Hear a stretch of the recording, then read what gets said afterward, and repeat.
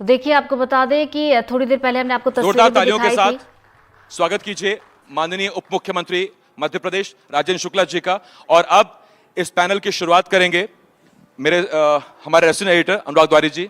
Anurag sir, over to you. Sir के लिए mic रहेगा, सर के लिए ना, ठीक है सर।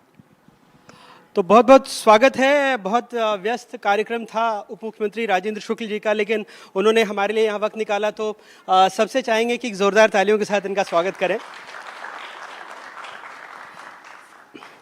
सर, जो आज हमारे अतिथि यहाँ आए हुए हैं, ये मध्य प्रदेश के ग्रोथ, मध्य प्रदेश को आगे ले जाने के पहिए हैं। एक तरह से सूक्ष्म लघु और मध्यम उद्योग के जितने नुमाइंदे हैं प्रदेश के, चूँकि आपका बैकग्राउंड सिविल इंजीनियरिंग का रहा है और वहाँ से आप राजनीति में आए हैं, तो जैसा मैंने मुख्यमंत्री जी से भी पूछा कि आप क्या मार्गदर्शन देंगे या आप क्या बता पाएंगे कि कैसे राज्य के विकास में और तेज़ी से ये पहिए दौड़ें।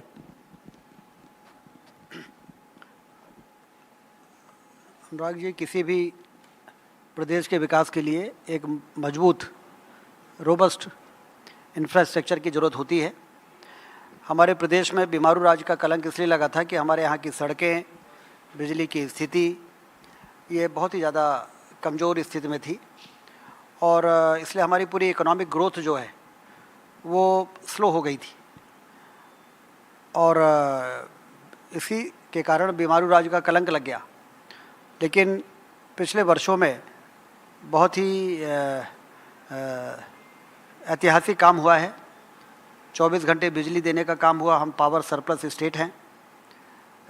2 लेन की सड़कें जो चलने लायक नहीं होती थी, आज 4 लेन की 6 लेन की सड़कें बन गई हैं, बाहें फैलाई हुई शानदार विश्वस्तरीय सड़कें बन गई हैं। रेलवे लाइन का भी विस्तार बहुत तेज़ गति से हो रहा है। हवाई अड्डे भी बन रहे हैं। हमारे रीवा में, सतना में हवाई अड्डे बन के तैयार हो गए हैं। दतिया में हवाई अड्डा नए नए बन के, और वहाँ पर ये सारे काम इसलिए है कि स्पीड बढ़े और सिंचाई जो कि हमारी बैकबोन है हमारे इकोनॉमिक ग्रोथ की, क्योंकि जब तक किसानों की क्रय क्षमता नहीं बढ़ती है तब तक बाज़ार में सामान नहीं बिकता है। और यदि पेइंग कैपेसिटी किसानों की बढ़ गई, परचेजिंग कैपेसिटी, तो फिर आप देखें कि उस शहर में रौनक बढ़ने लगती है, क्योंकि बड़े बड़े शॉपिंग मॉल आना शुरू हो जाते हैं और ब्रांडेड शोरूम्स आने लगते हैं। तो मध्य प्रदेश में सिंचाई का क्षेत्रफल जो बढ़ा और इंफ्रास्ट्रक्चर जो मजबूत हुआ, उसके कारण आर्थिक गतिविधियां बढ़ी और उस आर्थिक गतिविधियों को बढ़ने के कारण आज लोग ये कहते हैं कि मध्य प्रदेश बीमारू राज्य नहीं रह गया, बल्कि मध्य प्रदेश तेज़ी के साथ विकास करने वाले राज्यों में सबसे आगे खड़ा हुआ है। तो इसलिए जो आपने सवाल किया कि न सिर्फ मजबूत इंफ्रास्ट्रक्चर किसी भी प्रदेश के विकास की गति को बढ़ाने का काम करता है, वहीं दूसरी ओर ये आपका MSME समिट है, औद्योगिक क्रांति की बात होती है। 3 क्रांतियाँ होनी चाहिए यदि किसी भी क्षेत्र में बेरोजगारी की समस्या को दूर करना है। एक है हरित क्रांति जो सिंचाई के क्षेत्रफल को बढ़ाने से होती है, एक है औद्योगिक क्रांति और तीसरी है पर्यटन की क्रांति। ये तीनों रिवोल्यूशन जहाँ हो जाते हैं वो क्षेत्र बहुत डेवलप्ड क्षेत्र के रूप में स्थापित हो जाता है और पर कैपिटा इनकम बढ़ती है। तो इंडस्ट्रियल रेवोल्यूशन बड़े बड़े उद्योगों के लगने से नहीं हो सकता है। औद्योगिक क्रांति वास्तव में MSME, micro small medium level के स्मॉल की इंडस्ट्री लगने से ही ज़्यादा लोगों को रोज़गार मिलता है। जैसे आप 5 करोड़ के इन्वेस्टमेंट से यदि कोई इंडस्ट्री लगाते हैं तो आप ये मानिए कि 25 से 30 लोगों को रोज़गार मिलता है। अब यदि 1000 करोड़ का इन्वेस्टमेंट हो गया तो आप अंदाज़ा लगा सकते हो कि कितने लोगों को रोज़गार मिला। यदि 1 करोड़ की इंडस्ट्री में 10 लोगों को रोज़गार मिलता है तो 1000 करोड़ की इंडस्ट्री यदि हम लगा देंगे तो 10,000 लोगों को मिलेगा। और वहीं पे यदि आप 2000 करोड़ का सीमेंट प्लांट लगाएंगे तो 10-20,000 लोगों को रोज़गार नहीं मिल सकता है। इसका मतलब कि रोज़गार यदि हमको देना है तो हमें छोटे छोटे स्मॉल स्केल इंडस्ट्रीज़ को लगाने की आवश्यकता है। इसके लिए मैं आपको धन्यवाद देता हूं NDTV को कि आपने MSME को फोकस किया है। ये समय की मांग है, नीड ऑफ द आवर है कि हम MSME को प्रमोट करें, उनसे जुड़े हुए जो सरकारों की पॉलिसीज़ हैं उसको अट्रैक्टिव बनाएं, आकर्षक बनाएं, जिससे लोग इस क्षेत्र में आएँ और सिंगल विंडो सिस्टम के अंतर्गत उनके सारे क्लियरेंसेस वगैरह होने लगें, तो लोग फिर इस इंडस्ट्री के क्षेत्र में आगे आएंगे।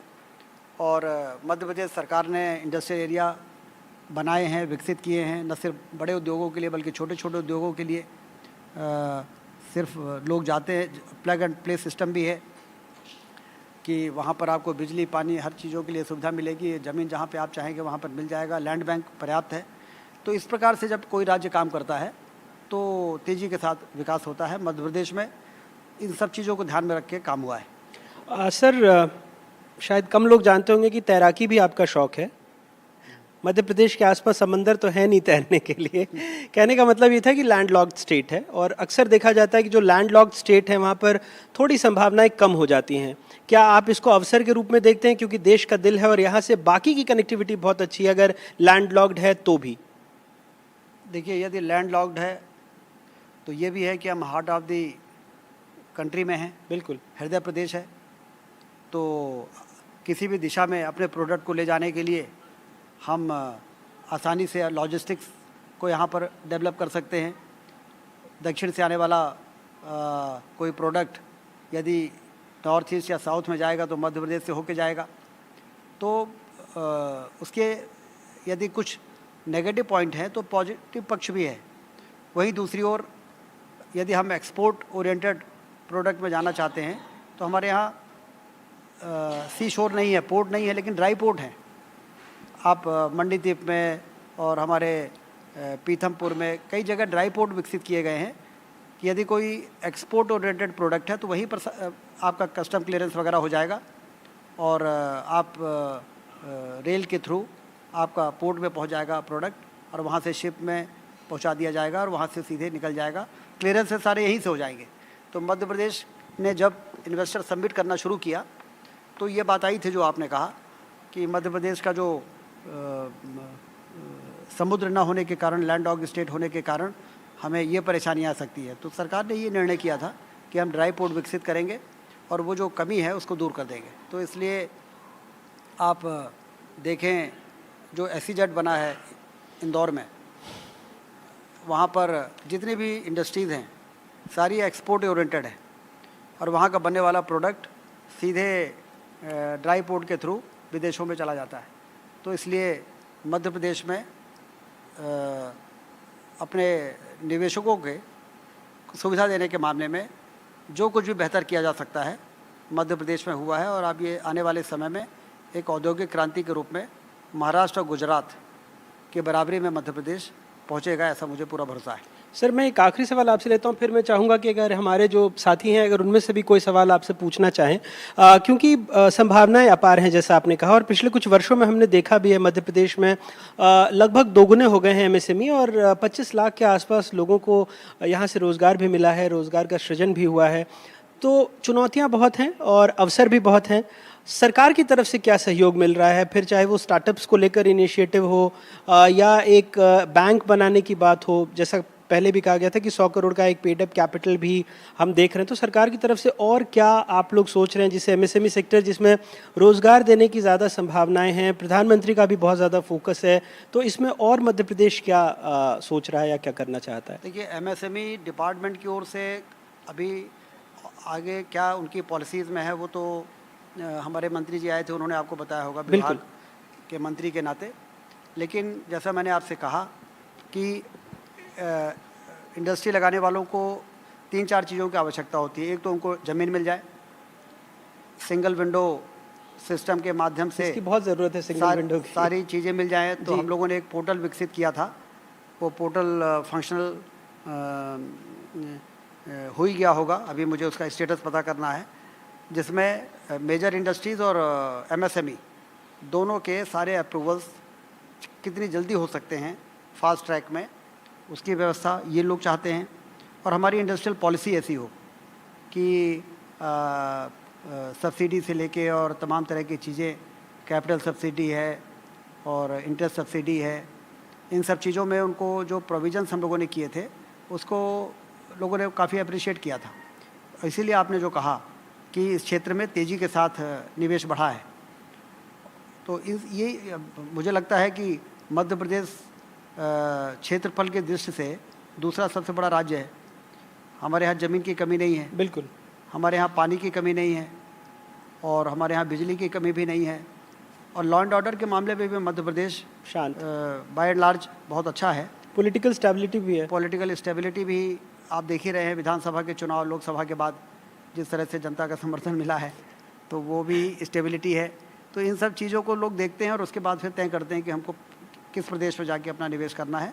तो मध्य प्रदेश इस समय एक ऐसा डेस्टिनेशन के रूप में उभरा है, मतलब preferred destination for the investment के रूप में मध्य प्रदेश को देश में देखा जा रहा है। और ये हमारी सफलता है कि जो काम पिछले वर्षों में हुए उसके कारण ये संभव हो पा रहा है। सर, यहाँ कई युवा उद्यमी हैं, और जैसे हमारे सामने एनिग्मा से अनमोल जी बैठे हैं, ये कंप्यूटर इंजीनियर हैं और इन्होंने ईवी का प्लांट लगाया है। अनमोल जी, अगर आप कुछ पूछना चाहें, और बाकी के भी जो हमारे साथी हैं, आसिफ एक माइक उनको दे दें अगर आप कुछ सवाल पूछना चाहें। नमस्कार सर। मेरा क्वेश्चन बाय लार्ज, ऑडियो थोड़ा सा बढ़ा देंगे अनमोल का। आप कर दोगे ना जी सर। मेरा क्वेश्चन बाय लार्ज थोड़ा सा स्पेसिफिक है। गुजरात और अदर स्टेट्स में एक स्टेट पार्टनरशिप होती है इमर्जिंग इंडस्ट्रीज़ के अंदर, जिसमें स्टेट अपना एक फंड डाल के उसको state run unit, partially state run unit कर देता है। उससे कई तरह के फ़ायदे भी होते हैं। एक तो कैपिटल मिल जाता है और दूसरा ट्रस्ट आ जाता है। तो मेरी इंडस्ट्री स्पेसिफिक, जहाँ मैं इंडस्ट्री के बड़े बड़े जाइंट से फाइट कर रहा हूँ, हीरो से, ओला से और टीवीएस से, तो एक ट्रस्ट इस्टेब्लिश करना बहुत ज़रूरी है। हम लोग पिछले 10 साल से कोशिश कर रहे हैं, ट्रस्ट इस्टेब्लिश हो रहा है। बट क्या कोई स्टेट पार्टनरशिप का प्लान फ्यूचर में है जिससे और ज़्यादा हमारी इंडस्ट्रीज़ को हेल्प मिल पाए? वैसे सुझाव अच्छा है सर, मध्य प्रदेश का कोई एनिग्मा जो हीरो होंडा को टक्कर दे सके। ये जो पिछले चुनाव के पहले वेंचर कैपिटल फंड क्रिएशन की बात हमारे यहाँ भी चल रही थी, उससे आपका पर्पस पूरा होगा क्या? वेंचर कैपिटल फंड से सर कह रहे हैं आपका पर्पस पूरा हो सकता है? सर, वेंचर कैपिटल फंड जो था वो बेसिकली इंडस्ट्री को स्टार्ट करने वालों में से था। मैं ऑलरेडी 9 फिगर्स 10 फिगर्स टर्नओवर पे हूँ, तो उस पर हाँ, आई थिंक यस, अगर गवर्नमेंट स्पॉन्सर्ड इवेंट्स में हम लोगों को हेल्प मिले तो फ़ायदा होगा, बट स्टेट पार्टनरशिप में भी और फ़ायदा हो सकता है। ये तो आप लोगों को डिसाइड करना है। आपका जो सुझाव है उसको हम इस विभाग से संबंधित जो ऑफिसर्स हैं, मंत्री हैं, उनसे बात करके और फिर इसको क्या बेस्ट हो सकता है। एक युवा उद्यमी का सुझाव है, इसके लिए तालियों के हकदार हैं वो, और बहुत सकारात्मक जवाब भी है मंत्री जी की तरफ से। और अगर कोई अपना कोई सवाल लेना चाहें, किसी के पास और कोई जुड़ा हुआ सवाल हो? मैं इसलिए क्योंकि मैं कम कह रहा था, मैंने सोचा आप लोग ज़्यादा पूछ लेंगे, वक्त की कमी है इनको भी। तो बहुत बहुत शुक्रिया सर। मैं अब चूँकि हमारे अच्छा, आप एक आसिफ, हाँ, एक सवाल पूछना चाह रही हैं। मैम अपना नाम बता दीजिए और अपना सवाल।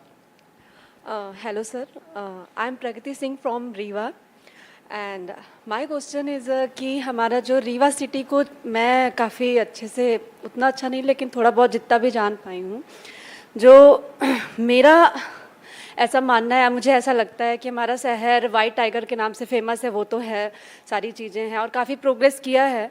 बट मैं वहाँ पे मैंने जो देखा कि जो अभी की जो जनरेशन है वहाँ पे जॉब अपॉर्चुनिटीज़ थोड़ा कम है।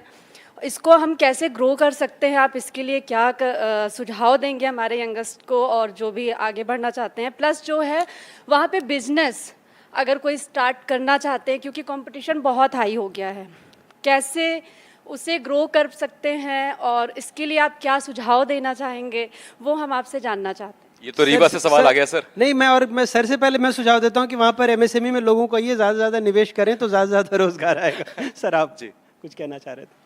रीवा में कैसे ज़्यादा से ज़्यादा इन्वेस्टमेंट हो, इसके लिए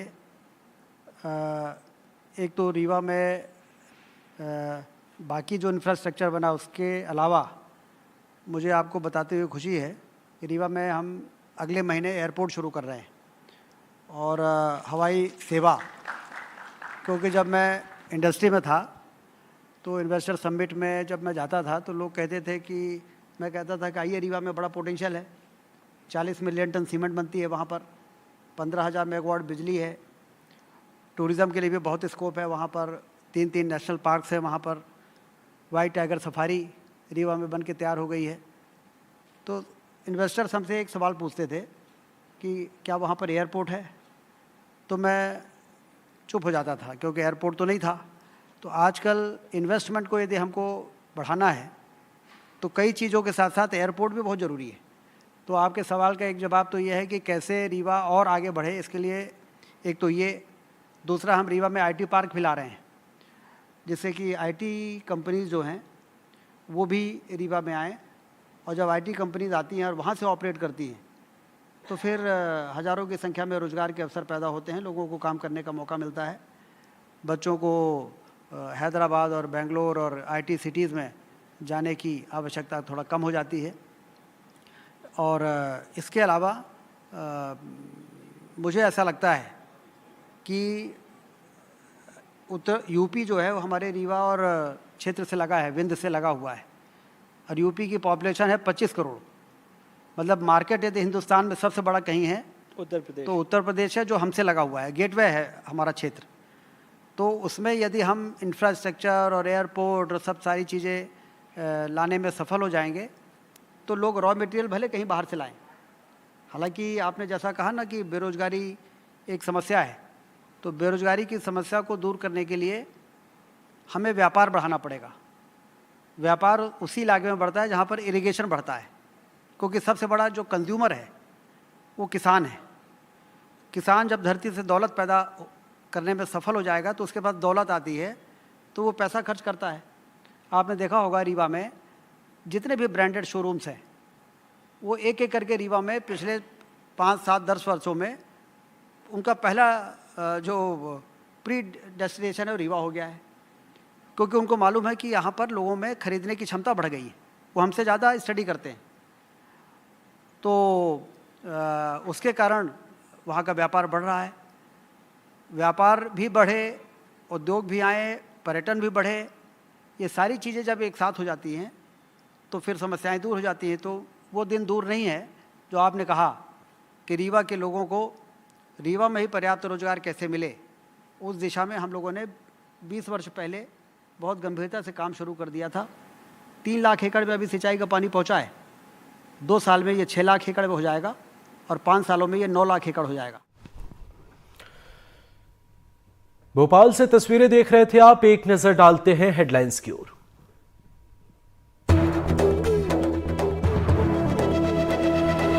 ये है एनडीटीवी और आप देख रहे हैं एनडीटीवी मध्य प्रदेश छत्तीसगढ़।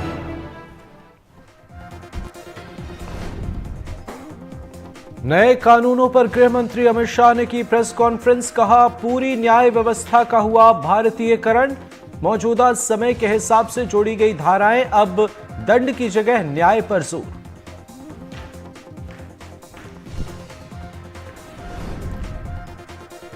हंगामेदार रहा मध्य प्रदेश विधानसभा के मानसून सत्र का पहला दिन, सदन की कार्यवाही कल सुबह 11 बजे तक स्थगित, विपक्ष ने किया जमकर हंगामा। अलीराजपुर में 5 लोगों का शव मिलने से सनसनी, घर के अंदर फांसी पर लटके मिले पति पत्नी और 3 बच्चों के शव, पुलिस कर रही जांच। प्रायोजक हैं पेट सफा आयुर्वेदिक चूरन, पेट सफा हर रोग दफा।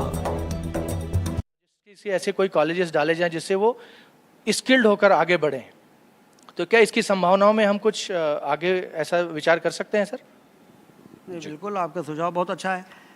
इस तरह की संभावनाओं को ज़मीन पर उतारने के लिए तो बेसिक इंफ्रास्ट्रक्चर बनाया जा रहा है। यदि एयरपोर्ट ही नहीं होगा तो फिर एयरपोर्ट से रिलेटेड ट्रेनिंग और स्कूल और की बातें तो बहुत दूर की हो जाएंगी। इसलिए हम उस दिशा में आगे बढ़ रहे हैं जिधर आप जाना चाहते हैं। तो इसलिए अभी हमने आधी रास्ता ही तय किया है, अभी आधा रास्ता बचा है।